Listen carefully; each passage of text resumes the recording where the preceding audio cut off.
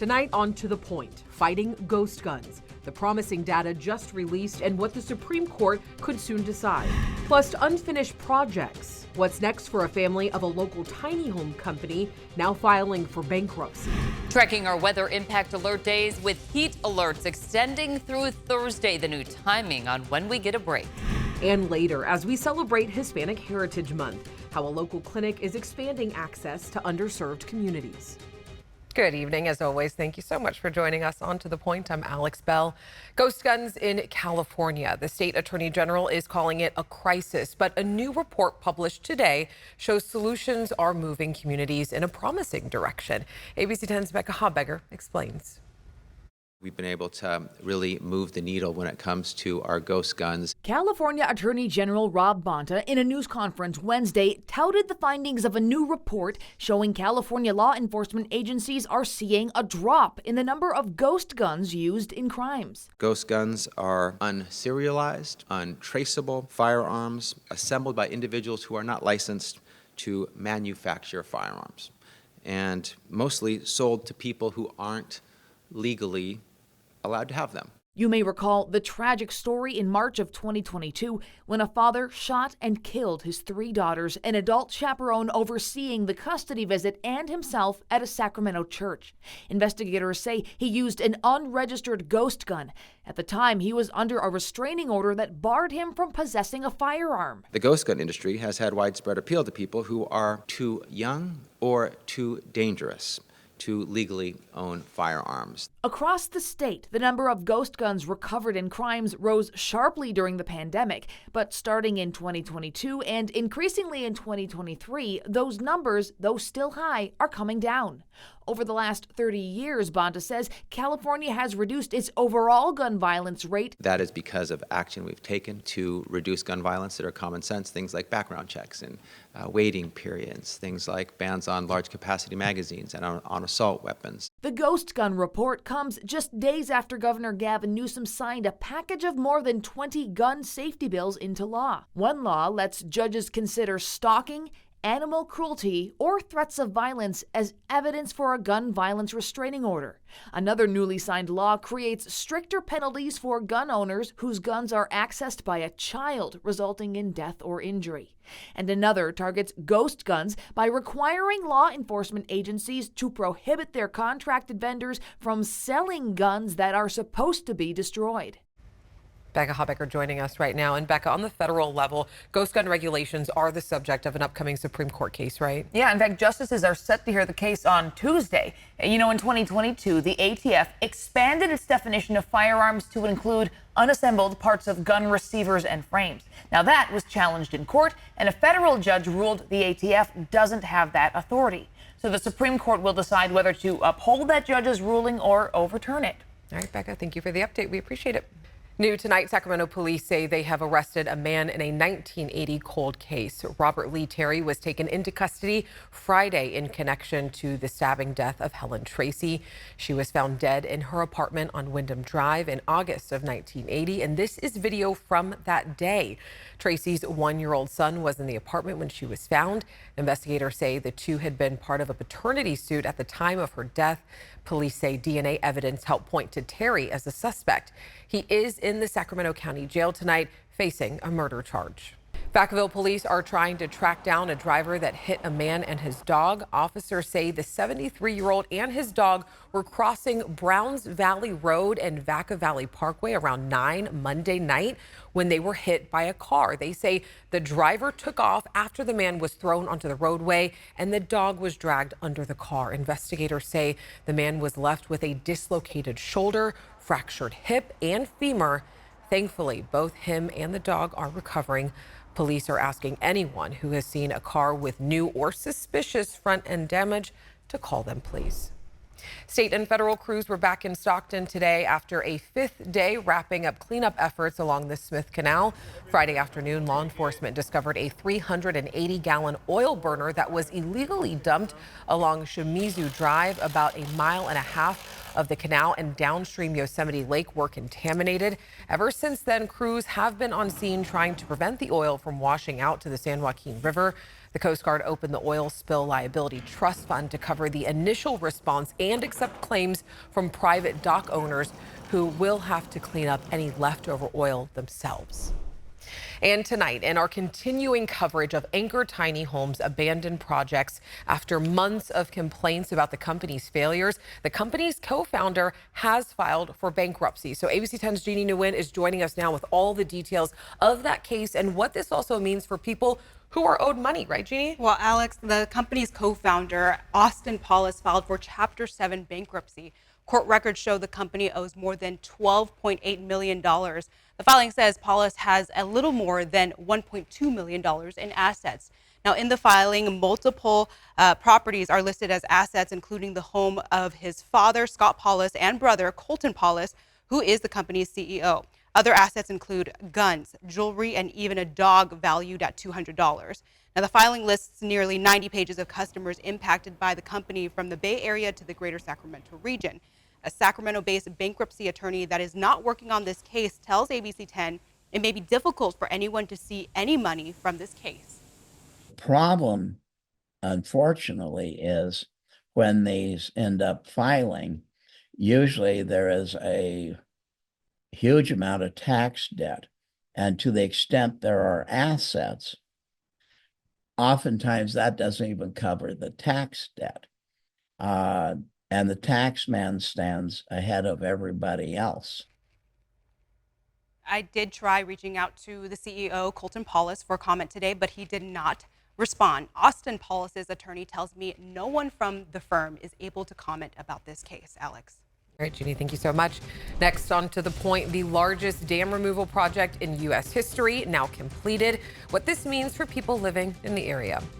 Continuing to track those near record temperatures into our Thursday, deep in the 100s for today. How close will we be to those temperatures tomorrow?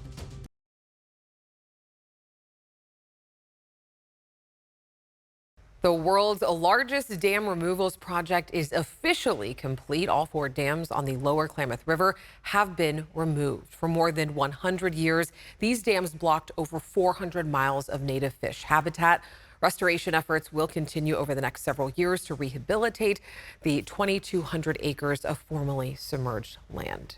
All right, let's go ahead and take a look at our weather with Chief Meteorologist Monica Woods, because you are tracking some of those weather impact days. The heat is still sticking around, so get ready. Yeah, one more day of those alert days, and then we'll get into some slightly cooler temperatures. But I'm going to say this, it's still going to be well above average. Still tracking that peak fire now at about 25 acres. This is in Tuolumne County near the Stanislaus National Forest. We'll continue to track that, especially with some of the warm conditions that we've seen. The good news on this is that we have fairly calm winds and just a hint of an onshore flow. That's going to bring up the humidity slightly, knock down these temperatures slightly for tomorrow, but still within a range of records. And that's where we were for today, record territory. Downtown Sacramento, Stockton, Modesto, all hitting or tying records for the day. As far as tomorrow, we're still going to be very close to that as well. Also, continuing to notch up the number of days that we've had at least 100-degree temperatures. So far this year, 47. It's a record. We're building on that. The previous record set back in 2022 at 44 days. Heat advisory extended through tomorrow for the Valley, and excessive heat warning also extended for the Bay Area as we track that peak heat. Now, we will get a little bit of a break as a low moves to the north of us and some showers through the Pacific Northwest. It's just not enough to bring us out of the 90s for the weekend. 80s tomorrow for the Sierra, 90s and 100s for the foothills, with highs in the 80s along the coast and 90s inland. But once we start to head a little bit farther to the east, we see widespread 100s once again throughout the region. Highs in the 70s for the mountains for the next 5 days, 90s for the foothills, and 70s and 80s for the Bay Area. Still quite warm over the weekend. Our 3-day forecast, we've got the weather impact alert for tomorrow, and then slightly cooler weather for the weekend, but 80s holding off until next week. All right, Monica, thank you. Next, on to the point, we're answering your questions as we prepare for the November election. Plus, Assembly members push forward a bill requiring oil reserves. The debate over what it means for gas prices.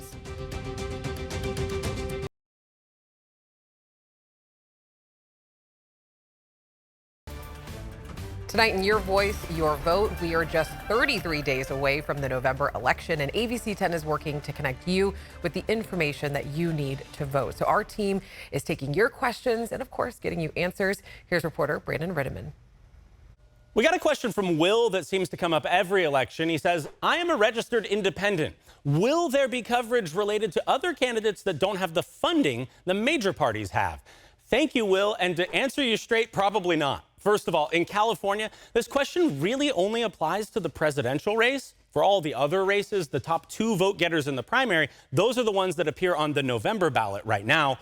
With only a handful of exceptions, almost all the candidates for Congress and the state legislature, they are Democrats, they are Republicans. The race for president is different because it involves party nominations. We've got 6 candidates for president on your ballot. Vice President Kamala Harris for the Democrats, of course, and former President Donald Trump for the Republicans. We all know that. But then there's Robert F. Kennedy Jr. He dropped out and endorsed Trump. Jill Stein, a perennial candidate for the Green Party. Chase Oliver for the Libertarian Party. And Claudia de la Cruz for the Peace and Freedom Party.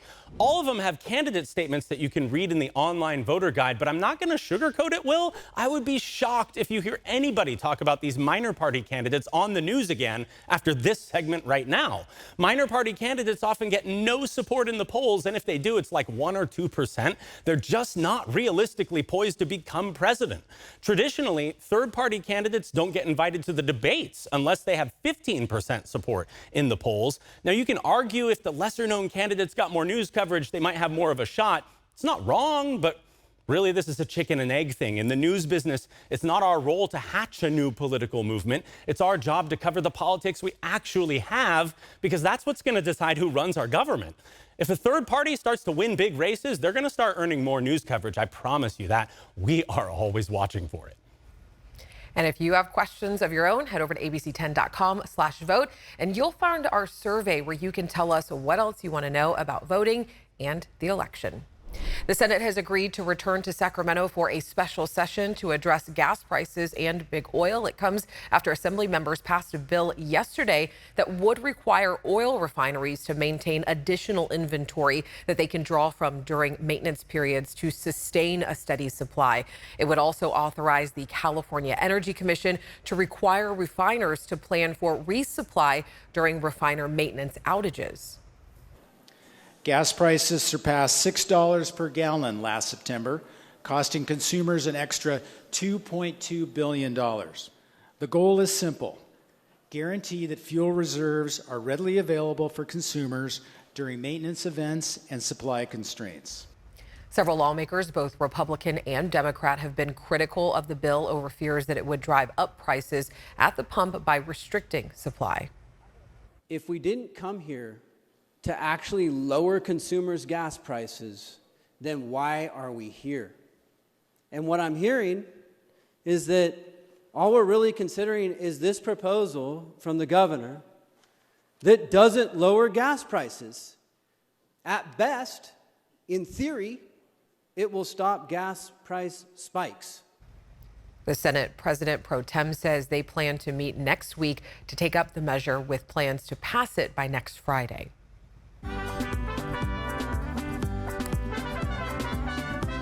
As we continue to celebrate diverse cultures and histories during Hispanic Heritage Month, it's also important to acknowledge challenges impacting the Latino community. Latinos make up the largest ethnic group in California, but still experience some of the greatest barriers to healthcare access. ABC 10's Luke Cleary takes us inside a UC Davis student-run clinic that's been treating underserved communities for 50 years. It's a place for people who, for so long, haven't had access to the health care they need. María, hola, ¿cómo está usted? Hola, mi nombre es Frank. Patients like Maria Aguilar, whose health care experiences before finding this clinic were dismissive, superficial, and beyond disappointing. Como que no es un humano, no es persona. Like you're not human, like you're not a person, says Maria. It was only here, at Clínica Tepati, that the 53-year-old felt heard. Sí, mi experiencia aquí ha sido muy buena. Translating is volunteer Alex Pulido. For him, the work is personal. When I'm working with these patients, I see my parents. The majority of patients he sees are Spanish-speaking, like them. And between the language barrier and lack of insurance coverage, many have fallen through the cracks of the U.S. medical system. It's one of the biggest motivators that we have as undergraduates to kind of join the clinic and be involved in the patient care. An undergraduate studying pre-med, Alex is a member of Clinica Tapati's all-volunteer student workforce, many of whom come from Spanish-speaking households themselves. Since 1974, Clinica Tapati has been committed to providing culturally competent care through health screenings, education, and patient advocacy. The student volunteers are here to learn and gain valuable clinical experience while providing free care to an underserved community. Dr. Jose Arevalo was a leader here, the instructor of record at Clinica Tapati for 16 years. He's also the founder of the Sacramento Latino Medical Association, a nonprofit established in 2007 to connect Latino physicians and advocate for Latino healthcare. SALMA supports Latino students pursuing careers in healthcare, including those at Clinica Tapati, which Dr. Arevalo says is crucial. We have such a huge population of Latinos, Latinx, and particularly the underserved population, and yet we have very few doctors that are available to serve that population, and we've got to do something about it. In California, Latinos make up 39% of the population, yet only 6.4% of physicians are Latino. And representation is important, whether it's about language access or a culturally competent approach. According to a 2023 California Health Policy Survey, 70% of Latinos said the health system regularly or occasionally treats people unfairly based on their race or ethnic background. Dr. Arevalo says Clinica Tapati has helped shape the next generation of medical professionals that this population can trust. And trust happens a lot easier when it's somebody that looks like you, talks like you, came from the same background and environment because they've walked a mile in your shoes. According to the 2022 California Health Interview Survey, 8.4% of Latino adults are also uninsured. By comparison, just 3.1% of adults who are not of Latino origin are uninsured. And on top of that, more than 22% of Latino adults report not having a usual place to go when sick or in need of health advice. Some of these patients, are kind of faced with the tough issue, should I go to the emergency department or should I go to urgent care when they don't have a primary care kind of provider that can provide these services for them. Frank Sierra spent several years caring for his grandfather near the end of his life, before medical school and before becoming the student chairperson of Clinica Tapati.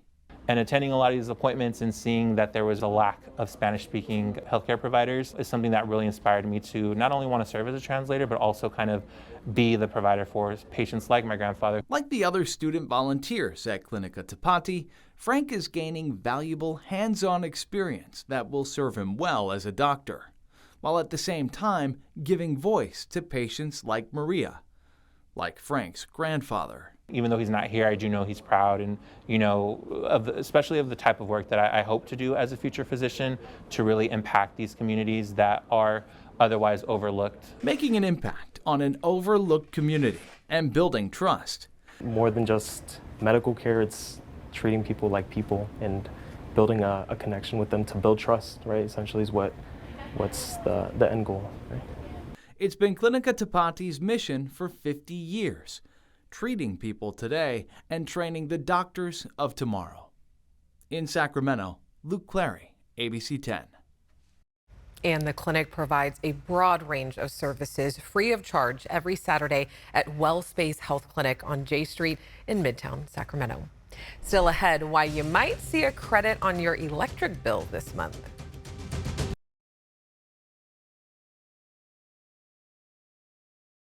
Welcome back. More than 11 million Californians could see savings on their October electricity bills in the form of a credit. So the average customer could see a credit of about $71. The money came from the California Climate Credit, which is funded by the state's cap and trade program. So make sure you check your emails. As always, thank you so much for spending part of your day with us. If you have something that we should be looking into, reach out to me and the team. And don't forget to download our free ABC 10 Plus app anywhere you stream.